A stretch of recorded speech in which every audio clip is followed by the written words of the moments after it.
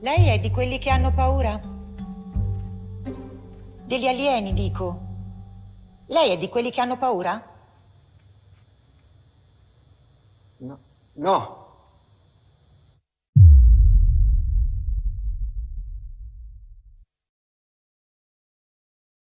Lei ha svelato tantissimi anni fa, attraverso anche i suoi libri, le interviste, fatti, questioni, fenomeni che oggi insomma sono sotto gli occhi di tutti. Sono ammessi da gente più importante di me. Oggi qualcosa che non si è ancora detto c'è qualcosa ancora da svelare? Sì, di molto, e come? e che si sa, ma Sì, ancora insomma sì, forse... sì. Ci sono numerose cose importanti, anzi molto più importanti, però il problema c'è da farsi una domanda. Uno, se la gente è pronta a sentirsi dire certe cose, prima cosa. Due, e questo è il terrore delle autorità, Certo. ecco. E due, giova?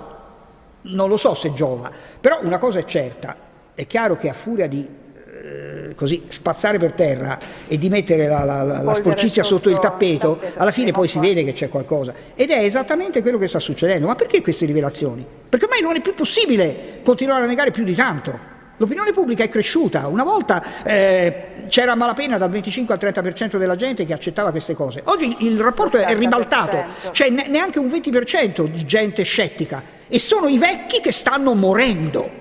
Perché i giovani sanno benissimo già come stanno le cose. Potrebbero essere già fra noi, avere le nostre sembianze? Non lo dico io, questa è una delle domande, cioè una delle risposte alla domanda di prima. Se ci sono uomini politici importanti in Russia e in America, no? E in Nord America, che hanno dichiarato tranquillamente che noi abbiamo in mezzo a noi esseri extraterrestri non nati qui, che non sono distinguibili da noi, non mi dovete chiedere a me.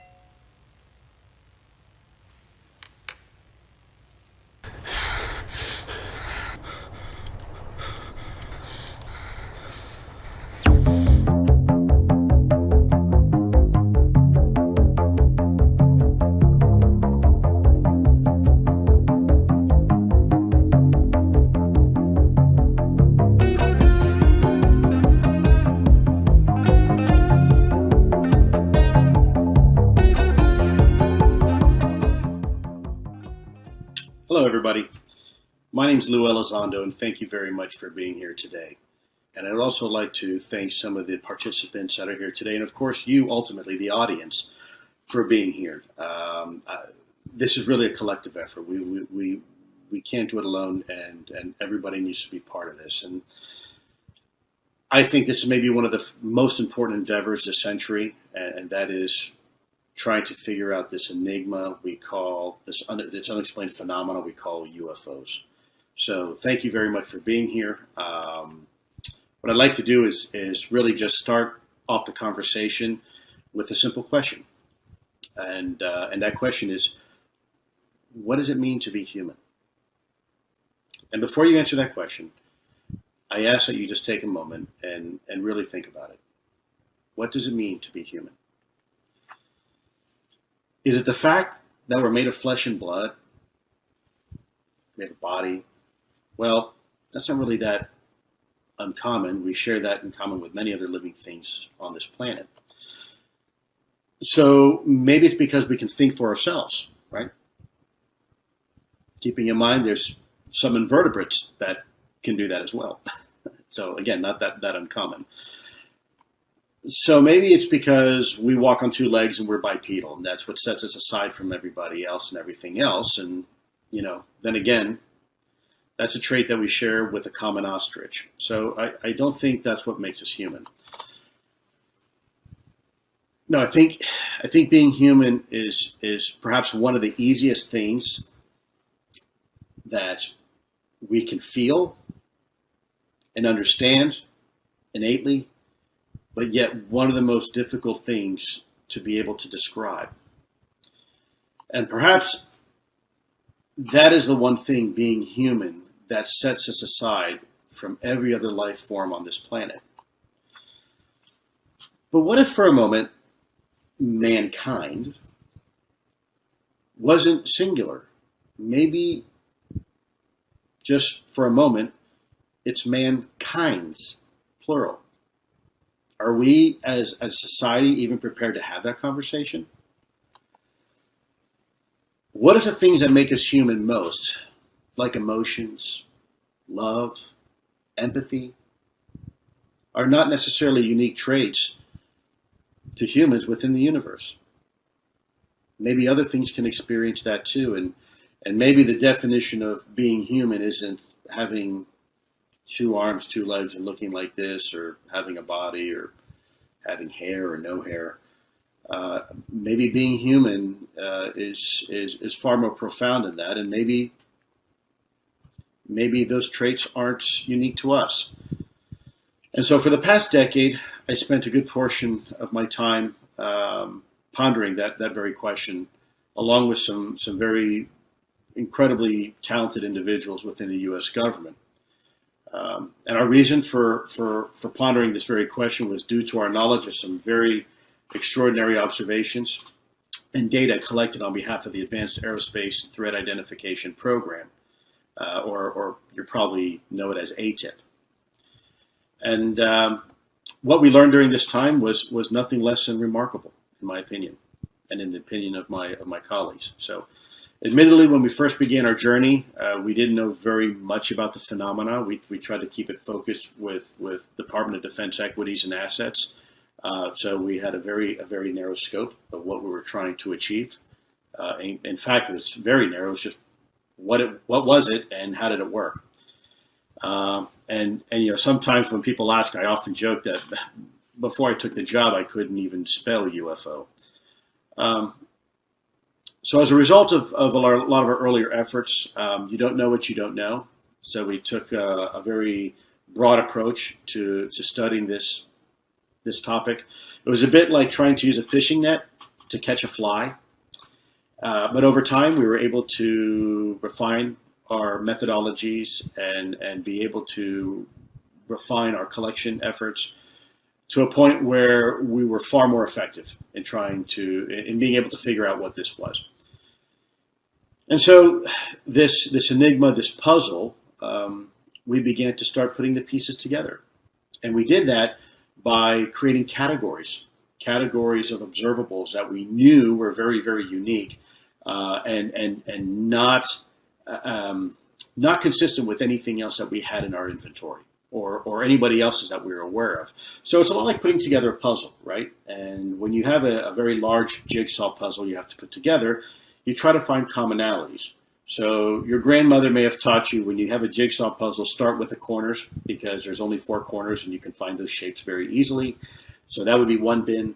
The next bin might be find all the edges and put those in another bin, set those aside.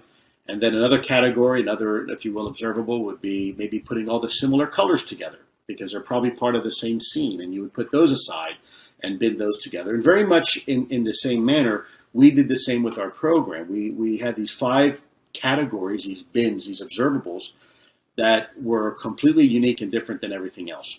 And so I'll rehash this very quickly for you. You probably already know what those are. But the 5 categories, the first one is sudden and instantaneous acceleration. The second one is hypersonic velocities, not supersonic, hypersonic, very, very fast. The third is low observability. It's a bit of an oxymoron, but believe it or not, that is one of the observables. It's hard to see. It's hard to catch on radar.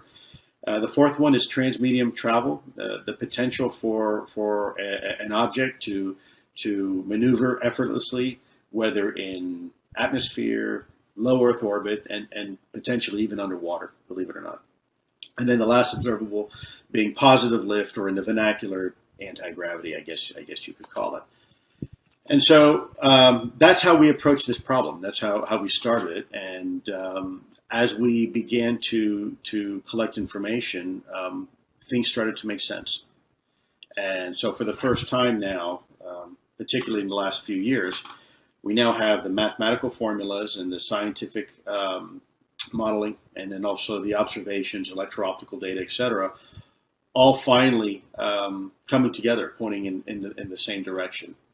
So originally our focus was trying to figure out what these things were and how they worked.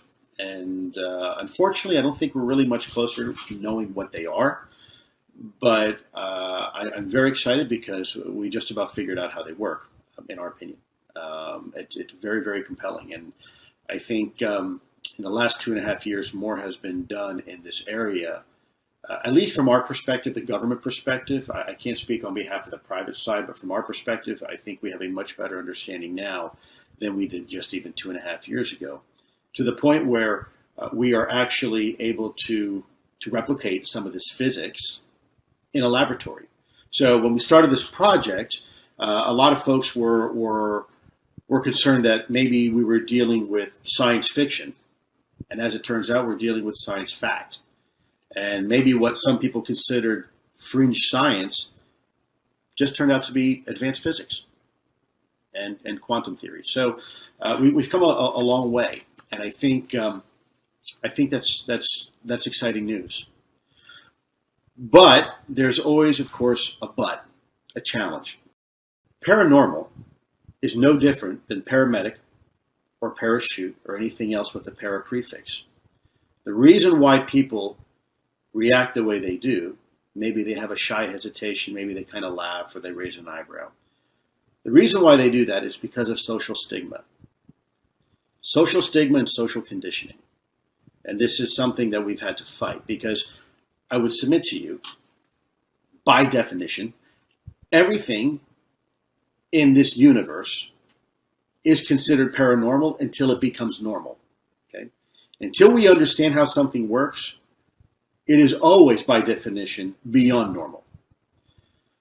This computer I'm using right now, my daughter's computer, to have this conversation with you, 30 years ago, quite paranormal. Today, pretty normal. So this is some of the mindset that we're challenged in trying to break down these barriers so we can have the conversation. We can have the conversation, the collaboration between our leadership, between our elected officials, between each other, as countries, as societies, as civilizations. So I think these are some of the things that we need to try to combat the best we can, and remove the social stigma from the conversation, so we can really figure out what is it we're dealing with. Should we be scared? Should we be excited?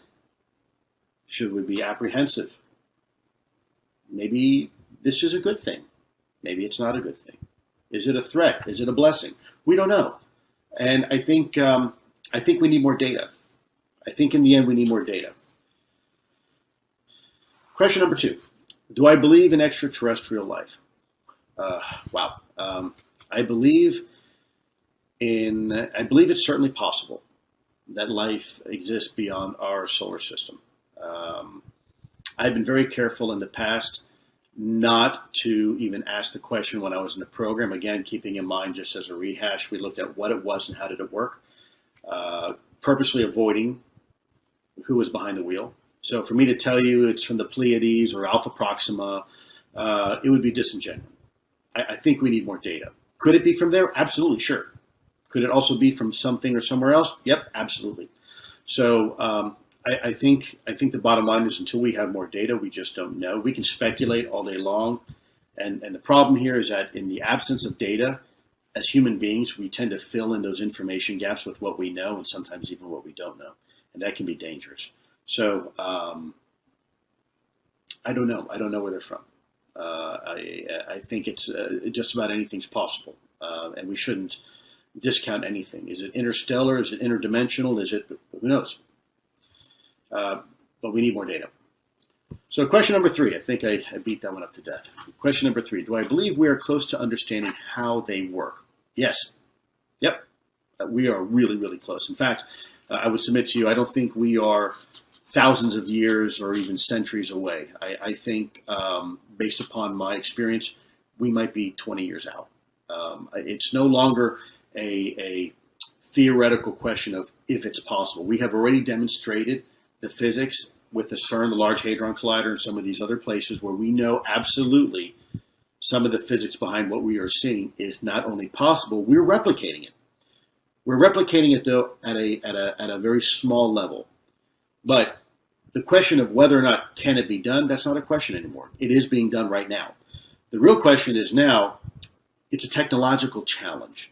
It's a scalability issue. How do we replicate and control what we can see now in the laboratory in the very small scale, and make that useful to us in everyday life, in the scale we live in now. Question 4. What was the largest single credit for success in ATIP? The people. The people's it. Without the people that are in that organization, we wouldn't have anything. These are people that are working very hard day in, day out, doing their job, mostly without any credit at all. And when people find out what they do, sometimes they're ridiculed, despite having the evidence. So these are very brave men and women that serve their country and serve society, and in my opinion, serve the world. I think they're doing the world a service. These are true heroes. And it would be my hope that at some point here in the very near future, we'll get into a situation where we will be able to have a relationship with those countries in Latin America and be able to collaborate and exchange information and data and our experiences, so we can collectively put the talent and resources that are out there and bring them to bear on this incredible enigma. I hope it benefits you. So, thank you very much for having me. Nella nostra galassia si trovano da 100 a 300 miliardi di stelle. Secondo stime ottimistiche, 5 miliardi di queste potrebbero ospitare sistemi planetari simili al nostro. In questi sistemi, i pianeti con condizioni favorevoli alla vita potrebbero essere da 5 milioni ad 1 miliardo. Se poi si considera il tempo necessario all'evoluzione dell'intelligenza, le possibilità variano da 250.000 a 600 milioni. Tra queste, il numero di civiltà tecnologiche contemporanee alla nostra potrebbe oscillare da 50 a 600.000. Ma se usciamo dalla Via Lattea e consideriamo l'intero universo, i numeri si impennano. Nella peggiore delle ipotesi potrebbero esserci 5.000 miliardi di civiltà tecnologicamente evolute in grado di comunicare con noi attraverso segnali radio. Alcuni scienziati presumono che forse siamo l'unica forma di vita nell'universo. Ma per favore, quante stelle ci sono là fuori, nello spazio? Il telescopio celeste Hubble può vedere 100 miliardi di galassie. Questo è l'universo visibile. Ogni galassia consiste di 100 miliardi di stelle. Fate i conti. 100 miliardi per 100 miliardi fanno 10 sestiglioni. Vale a dire 1 seguito da 22 zeri.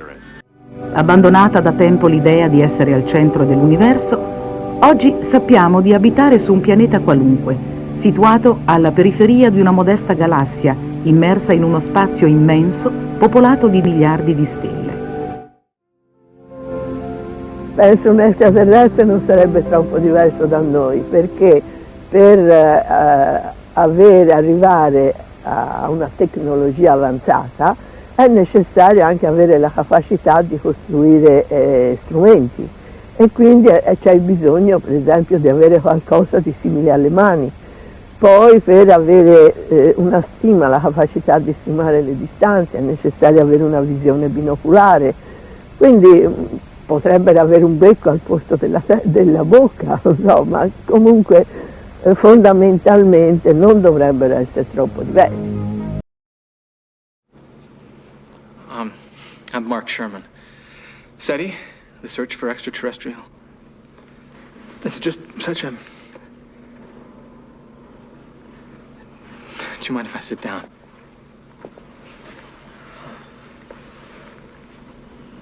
are so many questions that I'd like to ask you. I hardly even know where to begin. Have people from your world been here before? Before, yes. We are interested in your species. You mean some kind of an anthropologist? Is that what you're doing here? Just checking us out? You are a strange species. Not like any other. And you would be surprised how many there are. Intelligent but savage. Shall I tell you what I find beautiful about you?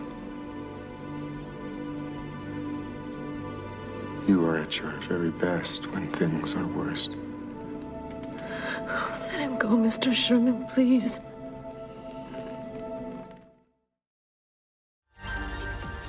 Basandoci sulle leggi della fisica, possiamo azzardare qualche ipotesi. Un animale su un pianeta acquatico avrebbe l'esigenza di muoversi molto rapidamente, avrebbe bisogno quindi di una forma allungata, di una sorta di propulsore, delle pinne, di un orifizio per nutrirsi, una sorta di bocca, e di qualcosa di simile agli occhi per avere la possibilità di vedere. Quindi, con una visione un po' geocentrica, potremmo concludere che eventuali forme di vita extraterrestri avrebbero molte caratteristiche in comune con quelle terrestri. Quindi gli alieni sono così? Hanno un aspetto familiare. La scienza, in questo caso, parla di evoluzione convergente. Secondo il cosmobiologo Lewis Dartnell, se gli alieni sbarcassero sulla Terra, avrebbero probabilmente una fisiologia simile alla nostra. Questi due animaletti, a un primo sguardo, sembrerebbero due ricci. In realtà, soltanto questo è un riccio. Questo, invece, è un animale completamente diverso a livello evolutivo. Il piccoletto qui presente si chiama tenrec e, per quanto sembri incredibile, è un parente più prossimo dell'elefante che del porcospino. Il tenrec costituisce un ottimo esempio di come l'evoluzione abbia cercato di risolvere un problema di sopravvivenza di due esemplari provenienti da specie distinte, fornendo loro la stessa arma di difesa. Ovviamente mi sto riferendo alle spine. Quindi, due animali tassonomicamente così diversi risultano quasi identici. Tanto non credo che usciremo vivi da qui. Mi è capitato anche di peggio.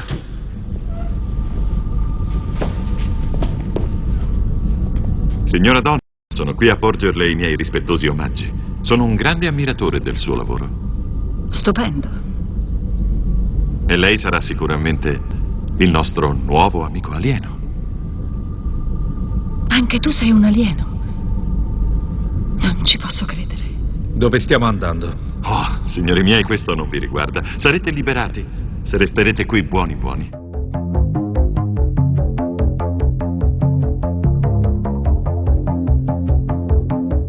The person responsible for making these videos available to the public is a man named Lou Elizondo. Beginning in 2008, Elizondo was the head of a secret government-funded effort to investigate UFO sightings known as the Advanced Aerospace Threat Identification Program. By late 2017, however, Elizondo had grown so disillusioned with the government's lack of interest in the program's efforts that he decided to resign. In his resignation letter, Elizondo writes that certain individuals within the government are staunchly opposed to UFO research, that inflexible mindsets and political contention essentially prevented him from doing his job. He portrays the government as virtually unconcerned about an issue which he believes could pose a threat to national security, so much so that he felt it necessary to resign in protest. This seemingly uncaring attitude was also noted by witnesses of both the Nimitz and Roosevelt encounters. For instance, Lieutenant Ryan Graves recalled how the commander of the Roosevelt strike group seemed completely unfazed by this video. On the day when it was captured, he supposedly looked at it for 5 seconds, then walked away without saying a word. Some of the senior officers on board the Nimitz and Princeton are said to have had an equally muted response. These are very bizarre reactions to potential airspace incursions. You'd think they'd want to make sure these UFOs are not some kind of threat. the near mid-air collision reported by one of the squadrons from the Roosevelt seems especially concerning. To account for this apparent disinterest, many point to the severe stigma surrounding the topic of UFOs. Regardless of how inaccurate it may be, the term UFO has for many become synonymous with aliens and spaceships. So much so, the government now favors the term UAP specifically to avoid this unwanted association. Whether sightings go unreported or uninvestigated, the argument is that people choose to look the other way because they're concerned about their reputation. No one wants to be seen as a nutcase and potentially lose out on a promotion. Others believe there could be something a bit more conniving at play, that no serious action is taken because a highly advanced and top-secret drone program is responsible for the sightings. Even some of the witnesses have entertained that possibility. For instance, Sean Cahill, who was the chief master at arms on board the Princeton, perceived the inaction of senior staff as a clear sign that the UFOs were known military assets. But as previously mentioned, it is difficult to believe such radical innovation could have taken place in absolute secrecy. We're talking about such advanced technology it would barely make sense in a science fiction novel. Vehicles that can exceed the speed of sound without producing any sonic booms. Vehicles that can drop or climb to virtually any altitude in a matter of seconds. Vehicles that can violently change direction of travel as if inertia was a mere suggestion. None of that should be possible, yet dozens of trained observers claim they witnessed the impossible. The least uncomfortable solution, therefore, is to simply not believe them. Sure, the witnesses are credible, but they're not incontrovertible. Everything from optical illusions to faulty equipment could be used to cast doubt on their extraordinary tales. And without any corroborating evidence, except for this nebulous footage, that is not a difficult task. As such, many government officials may not seem concerned because they genuinely believe there is nothing to be concerned about.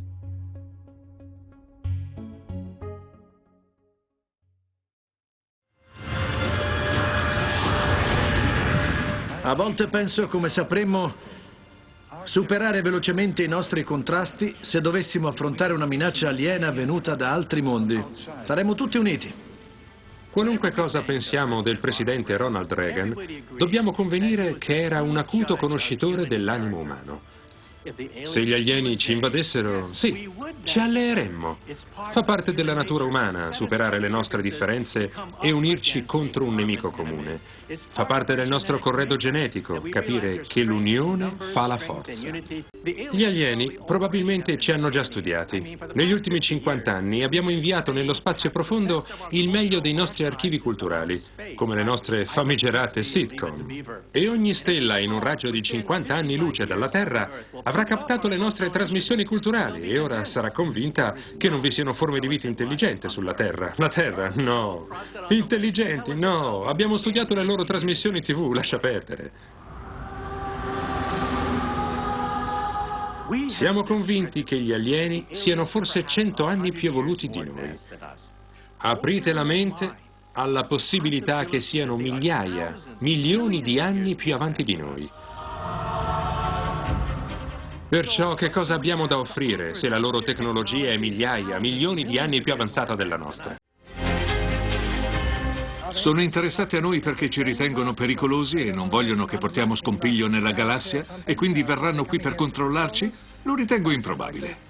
Credono invece che possiamo dare un nostro contributo a una sorta di comunità cosmica? Qualsiasi civiltà aggressiva ed espansionista si sarebbe già fatta viva. Sapremmo della sua esistenza o si sarebbe già autodistrutta. Perciò se esiste un club galattico, credo che sia fondamentalmente altruistico. Per Paul Davis è possibile che una specie aliena intelligente stia già analizzando la Terra in questo momento, servendosi di tecnologia microscopica.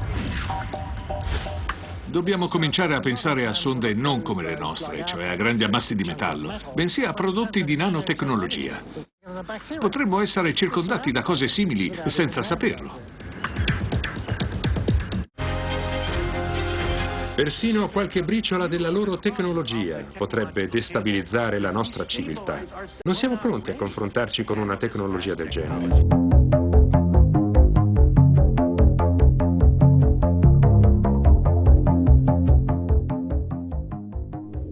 Un'altra possibile soluzione è che non siamo interessanti per loro.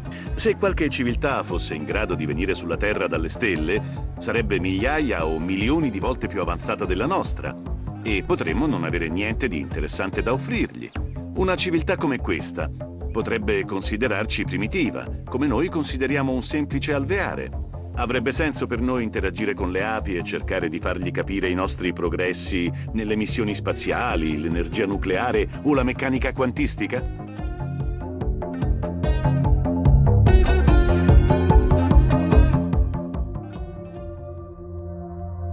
Why is it that even though half the global population walks around with a high-resolution camera in their pocket, high-resolution footage of flying saucers seem to be non-existent?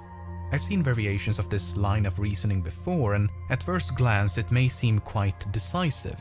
While it is true that cameras are more readily accessible and video quality has improved significantly over the past few decades, so has the quality of forgeries. Thanks to software like After Effects, almost anyone can create a convincing forgery, which means that videos like these will never be the definitive proof they likely would have been a few decades ago.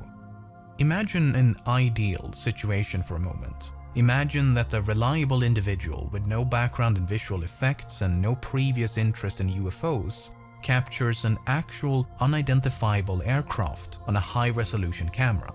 Not some blob of pixels as if it was filmed by a Japanese adult film studio, nor some indiscernible streak that requires CSI-esque enhancements, but an actual, clearly distinguishable craft that defy all conventional explanations.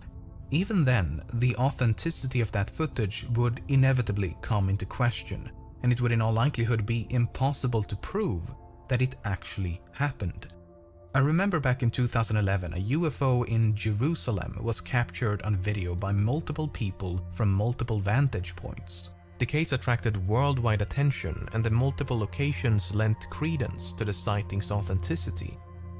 However, sometime later, a team of journalists tracked down the cameramen responsible and found that one was a filmmaker and film teacher, while the others just so happened to be students at the same school.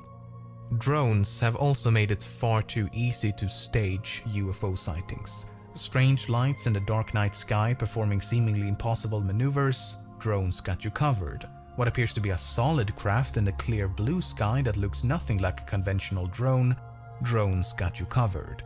It's become next to impossible to eliminate conventional explanations as virtually every person on the planet has gained easy access to the heavens above. At this point, nothing short of a spaceship landing in the middle of Times Square should be deemed convincing. This is at least in part why I chose to focus my attention on older cases, as none of these problems existed a few decades ago. The first director of Project Blue Book, Edward J. Ruppelt, would later go on to write a book about the cases he and his team investigated. In it, he describes a drastic shift in the attitude towards UFO research following the rejection of the extraterrestrial hypothesis. The Air Force no longer sought to understand the nature of UFOs, but rather sought to debunk the phenomenon at large. In his own words, everything was being evaluated on the premise that UFOs could not exist. No matter what you see or hear, don't believe it. Quando sentite queste storie, no, in TV, periodicamente si sente, è previsto un impatto di un asteroide 300 metri, finirà sulla Terra nel 2154. La gente comincia a panicare. Non è così semplice beccare la Terra, perché la Terra è piccola e l'universo è grande. La distanza più vicina alla Terra è stata di 1.200.000 chilometri. E voi dite, la Terra ha un diametro, oddio non mi ricordo, 12.000 chilometri, diametro, il raggio 6.000. Se pensate che la Terra viaggia a circa 100.000 chilometri all'ora, cioè ogni ora la Terra in questo momento sta facendo, in ogni momento, 100.000 chilometri all'ora. Studiare queste cose ci dice tantissimo sulla vita nel nostro pianeta e la possibilità che ci sia da altre parti. Però esistono tantissimi pianeti. Quindi secondo voi c'è vita su altri pianeti? E se la risposta è sì, Come mai non sono mai venuti? Perché non ci credete che ci sono gli extraterrestri che ci hanno fatto visita? Perché vi immaginate, fate tutti questi chilometri, andate su un altro pianeta, vi fate vedere 5 minuti e ve ne andate?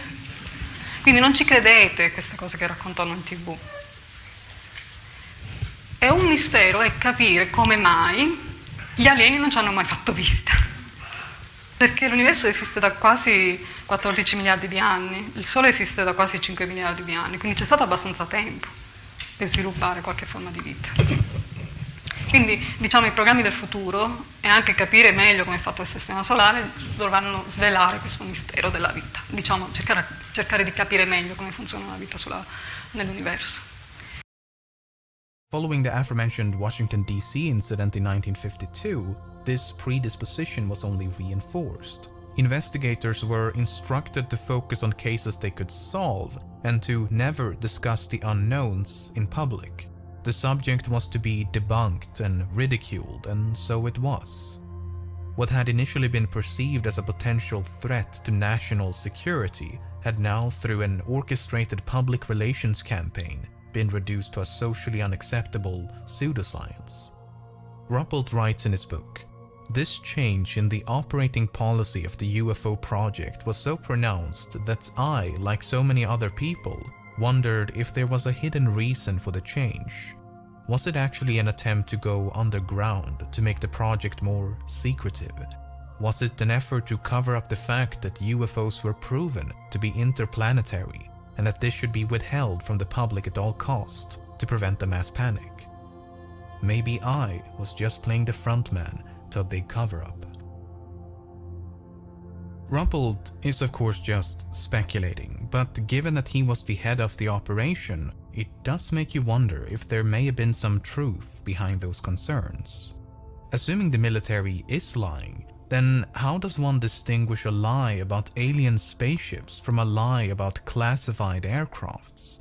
We know nothing of either, so the two deceptions would appear identical. I mean, I want to believe, but I'm just not sure what I'm supposed to believe in.